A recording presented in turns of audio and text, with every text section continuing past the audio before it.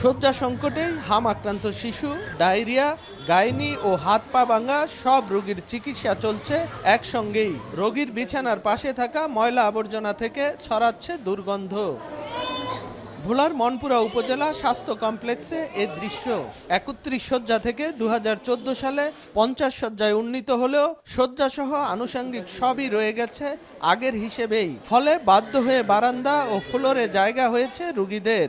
সম্প্রতি রোগীর সংখ্যা বেড়ে যাওয়ায় সংকট আরও তীব্র আকার ধারণ করেছে।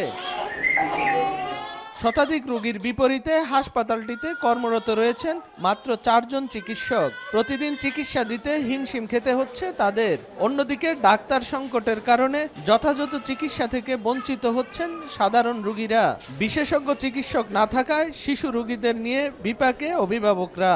তিনটা সন্তান নিয়ে হাসপাতাল হয়তো কষ্ট আছি আর কি, হয়তো সিট নাই, এতে রোগী কষ্ট হয়। সিটের উপরে আছে কিছু নামাজ ফ্লোরে শুয়ে রয়েছে, এখানে তারা ডাক্তার প্রয়োজন দরকার। মশারি নাই, তারপরে কারেন্ট নাই, ফ্যান নাই, ঘুমাইতে অনেক কষ্ট। হাসপাতালটিতে ৩৪ জন চিকিৎসকের পদ রয়েছে।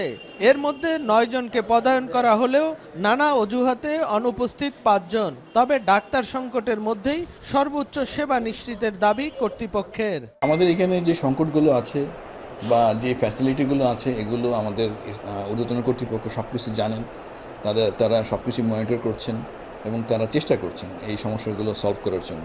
মনপুরা উপজেলার লক্ষাধিক মানুষের চিকিৎসার জন্য একমাত্র হাসপাতালটিতে ইনডোরে মাসে ২৫০০ ও আউটডোরে প্রায় ৭,০০০ রোগী চিকিৎসা নেন। নাসির উদ্দিন লিটন, সময় সংবাদ, ভোলা।